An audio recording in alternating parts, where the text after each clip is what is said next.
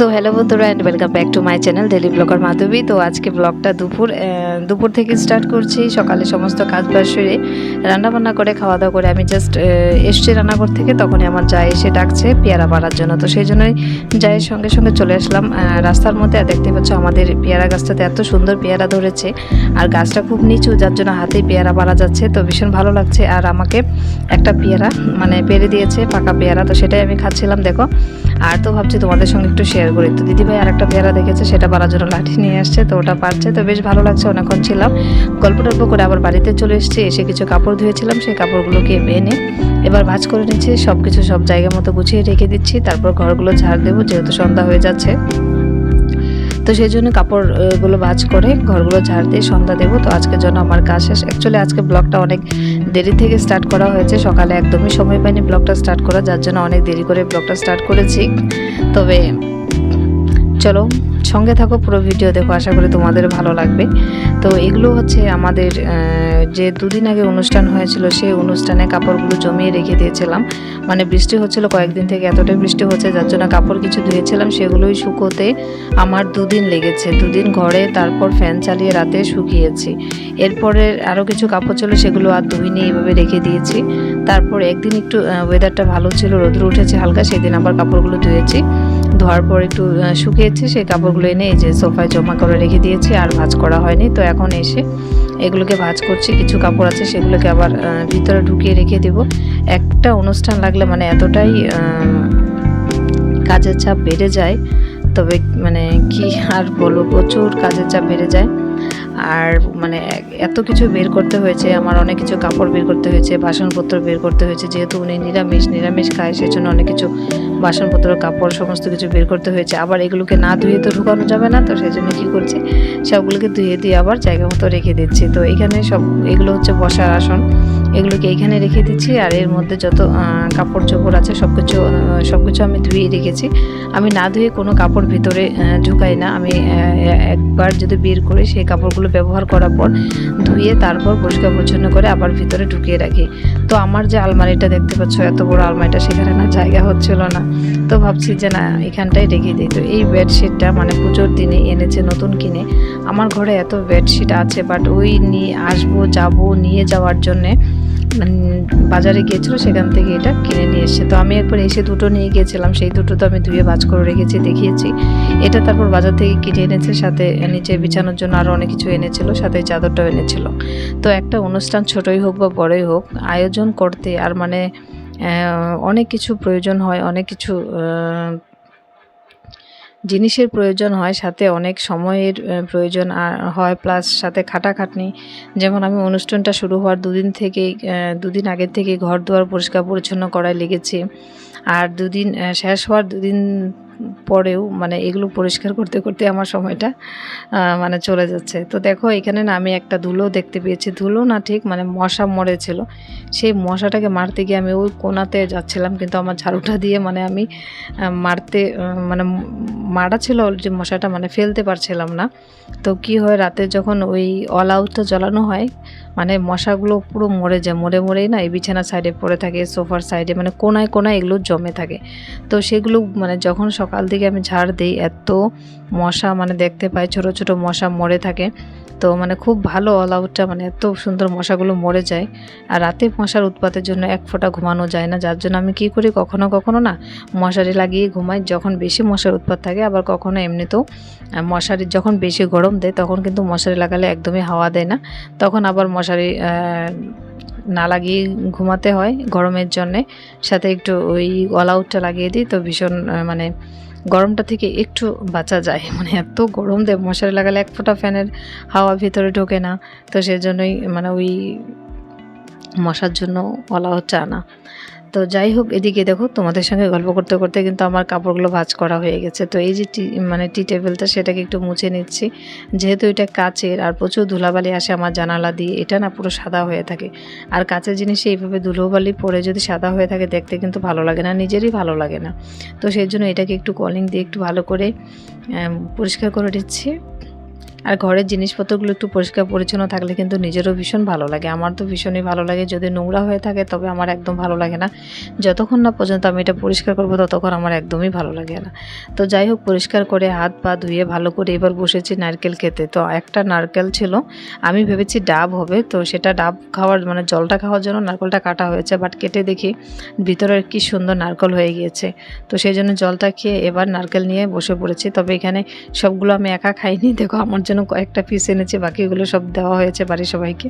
দিয়ে কয়েকটা এনে ঘরে ফ্যান চালিয়ে বসে খাচ্ছিলাম, বাট গরম লাগছে কি করব, আবার বাইরে চলে গিয়েছি সিঁড়িতে বসে ওখানেও খাচ্ছিলাম, কিন্তু রোদ্রের জন্য দেখা যাচ্ছে না। তবে আজকে একটু রোদ্র উঠেছে, ওয়েদারটা ভীষণ ভালো।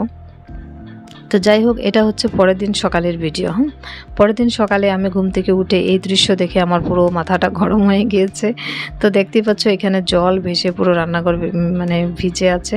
তো কি হয়েছে, জলটা পড়ার কারণ এই যে এদিকে আমাদের মোটরটা একটু লুজ হয়ে গিয়েছে, ওখানে একটু ভালো করে বেঁধে দিতে হবে, মানে বাঁধা ছিল বাট ওটা একটু লুজ হয়ে গেছে। একটু নাড়াচাড়া পড়লে মোটরটা এরকম হয়ে যায়। তো জল পড়ে দেখো পুরো রান্নাঘর ভিজে আছে। তো সেই জন্যই এখন আমি এই যে ঘর মোছা লাঠিটা নিয়ে এসেছি, এবার ঘরটাকে একটু পরিষ্কার করব। এমনি তো আমার সমস্ত বাসি কাজবাজ কিন্তু কমপ্লিট হয়ে গিয়েছে। তারপরে এই অবস্থা দেখে এখন ঘর তো আমি ঝাড়ু দিতেও পারছি না, কিছু করতেও পারছি না, যেহেতু রান্নাবান্না করার বাকি আছে এখনও। তো সেই জন্য আমি আগে ঘরটাকে একটু পরিষ্কার করে নিচ্ছি, তারপর গিয়ে রান্নাবান্না বসিয়ে দেবো।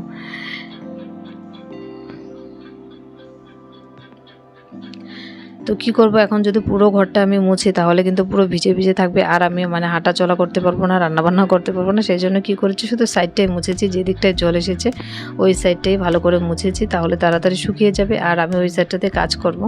তো তারপর ওটা মুছে হাত ধুয়ে এসে এবার লেগে পড়েছে রান্নার কাজে। রান্নার কাজে বলতে আমার একটু সবজি রয়ে গেছে, সেটা দিয়ে কিন্তু সকালে খাবার হয়ে যাবে। আর একদিকে আমার জন্য একটু চা বসিয়ে নিচ্ছি, যেহেতু আমি সকালে ভাত খেতে আমার একদমই ভালো লাগে না, ভাতটা আমি একটু লেটে খাই। তো সেই জন্য এদিকে আমার জন্য একটু চা করে নিচ্ছি, আমার বরের জন্য তো সবজি আছে, একটু ভাত বানিয়ে নেব, তো আমাদের হয়ে যাবে। তো চলো পুরো ভিডিওটা দেখো, আশা করি তোমাদের ভালো লাগবে। আজকে কী কী রান্না বান্না করছি না করছি সমস্ত কিছু তোমাদের সঙ্গে শেয়ার করব। তো আজকে স্পেশাল রান্নাবান্না করতে চলেছি, সাথে কাল রাতে ডাল ভিজিয়ে রেখেছিলাম, সেই ডাল বড়া করে মানে ডাল বেটে বড়া করে আলু দিয়ে তরকারি করব। তো অনেক দিন পর আজকে এই রেসিপিটা বানাচ্ছি, তো সেই জন্য আজকে তোমাদের সঙ্গে শেয়ার করা। আর অনেকের প্রিয় এটা, ডাল বেটে ডালে বড়া করে তরকারি করা, বাট আমার এতটা প্রিয় না। তবে অনেক দিন পরে বানাচ্ছি। আজকে যেহেতু বৃষ্টির দিন কি রান্নাবান্না করব সেই ভেবে পাচ্ছিলাম না, তাই ভেবেছি যে না, আজকে একটু ডালের বড়া করে রান্না করা যাক। যার জন্য আমি কালকে রাতে একটু ভিজিয়ে রেখেছিলাম, সেটা দিয়ে আজকে পাটায় বেটে তারপর রান্না করব। তো সঙ্গে থাকো, পুরো ভিডিও দেখো, আশা করি তোমাদেরও ভালো লাগবে। আর যদি আমার চ্যানেলে নতুন হয়ে থাকো প্লিজ আমার চ্যানেলটাকে সাবস্ক্রাইব করে দিও, পাশে থেকো। আশা করি তোমাদের খুব সুন্দর সুন্দর ভিডিও দিতে পারবো। তো চলো পুরো ব্লগটা দেখো। শর্টটা একবারে হবে না, আগে একটু একটু করে বেটে নিচ্ছি। চলো, তো চলো এটাকে বেটে নেই, তারপর আবার করা হচ্ছে। ও আর আমাদের এদিকে প্রচুর বৃষ্টি হচ্ছে, কালকের থেকে প্রচুর বৃষ্টি হচ্ছে, আর বৃষ্টির সাউন্ড হয়তো শুনতে পাচ্ছ তোমরা। আর ওদিকে দেখো একটু একটু করে কিন্তু দেখাই যাচ্ছে জল পড়ছে উপর থেকে কিন্তু দেখা যায় বাইরে বৃষ্টি হচ্ছে, আর সাউন্ড তো শুনতেই পাচ্ছ। তো আমার তো ভীষণ ভালো লাগে বৃষ্টি, আই লাভ বৃষ্টি, যদি দিন রাত 24 ঘন্টা দিয়ে তাতে আমার কোনো অসুবিধা নেই, আমার ভীষণ ভীষণ ভালো লাগে বৃষ্টি। তো যাই হোক, চলো পরে আবার কথা বলছি, এটা বেটে নিয়ে আসবো।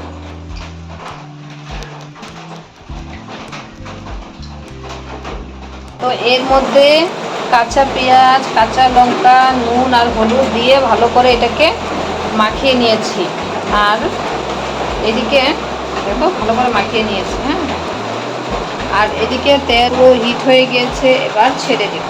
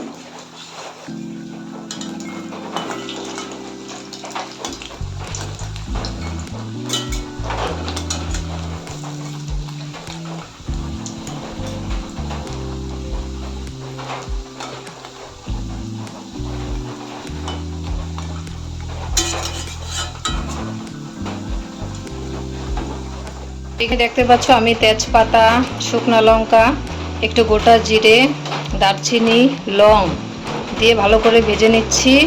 তারপর এখানে আমি মশলা পেস্ট করে রেখেছি, আদা, পেঁয়াজ, কাঁচা লঙ্কা, জিরা, আর এখানে একটু পেঁয়াজ কুচি রেখেছি, সেটাও দিয়ে দিব।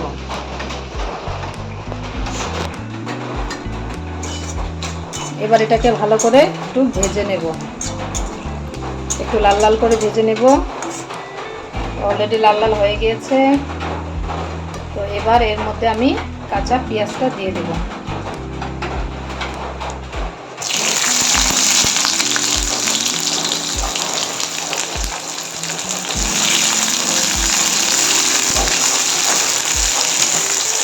এবার পেঁয়াজটাও ভালো করে লাল লাল করে ভেজে নেব। আর এদিকে দেখো বড়াগুলো যে করেছি এই যে এরকম।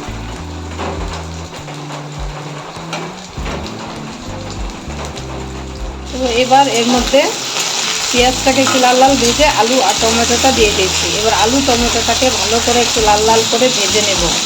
তারপর এর মধ্যে মশলাটা দেব, মশলাটা ভেজে একটু জল দিয়ে দেব। তো আমি এইভাবেই বানাচ্ছি। অ্যাকচুয়ালি আলুটা আগেও ভাজা যেত, তো ভাবছি যে না একবারে আলুটা ভেজে তাহলে নামানামি করতে হবে না, আলুটা ভেজে মশলাটা দিয়ে দেবো, পরে মশলাটা ভেজে জল দিয়ে দিলে হবে। তো চলো ভিডিওটা দেখো। এই আলুটা পুরো লাল লাল করে ভাজা হয়ে গেছে। এবার এর মধ্যে দেবো মশলাটা, এই যে বেটে রাখা মশলাটা।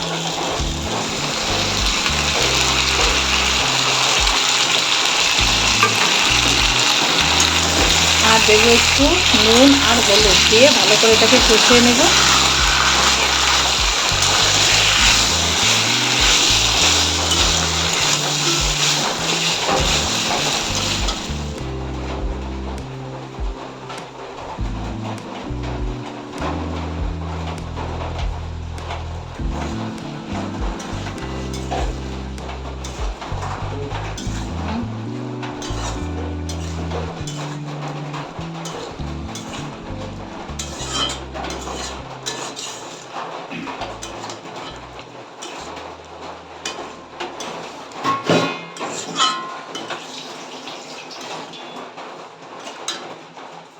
তো দেখতেই পাচ্ছ মশলাটার সাথে আলু কিন্তু ভালো করে ভাজা হয়ে গেছে। এবার এর মধ্যে আমি দিয়ে দিচ্ছি পরিমাণ মতো জল।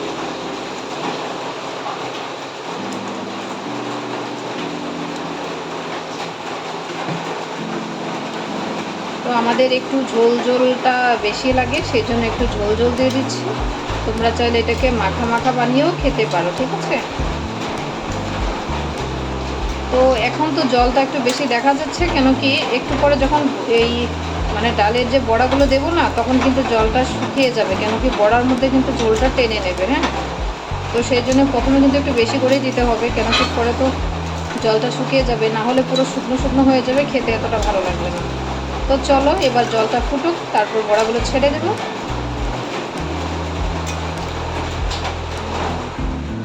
তো আমার সবজিটা কিন্তু ফাইনালি হয়ে গিয়েছে। আর এই যে দেখো বড়াগুলো দিয়ে একটু ভালো করে ফুটিয়ে বন্ধ করে দিয়েছি, কিন্তু ব্লগটা করতে আমার একদমই মনে ছিল না, তাই এই যে এখন জাস্ট দেখাচ্ছি। এই মাত্র গ্যাসটা অফ করেছি, করেই আমার মনে পড়েছে ব্লগিংটা তো স্টার্ট করা হলো না। তো যাই হোক, এই যে দেখো তরকারিটা এরকম হয়েছে, বড়া ডালের বড়া দিয়ে তরকারি। তো টমেটোগুলো ভেসে আছে, আলু ভেসে আছে, বড়াগুলো ভেসে আছে, সাথে একটু গরম মশলা দিয়ে দিচ্ছি লাস্ট, দিয়ে একটু মানে হয়ে গিয়েছে, তাই ঢাকা চাপা দিয়ে রেখে দিয়েছি। তো কেমন হয়েছে সেটা কমেন্টে কিন্তু অবশ্যই জানিও। আর তোমরা কিন্তু বানিয়ে খেয়ে ঘরে দেখো কেমন টেস্ট হয় খেতে। তো অনেকেই তো রান্না করে খাওয়া জানে, অনেকে আবার জানো না। তো যারা জানো না তাদের জন্য এই ভিডিওটা।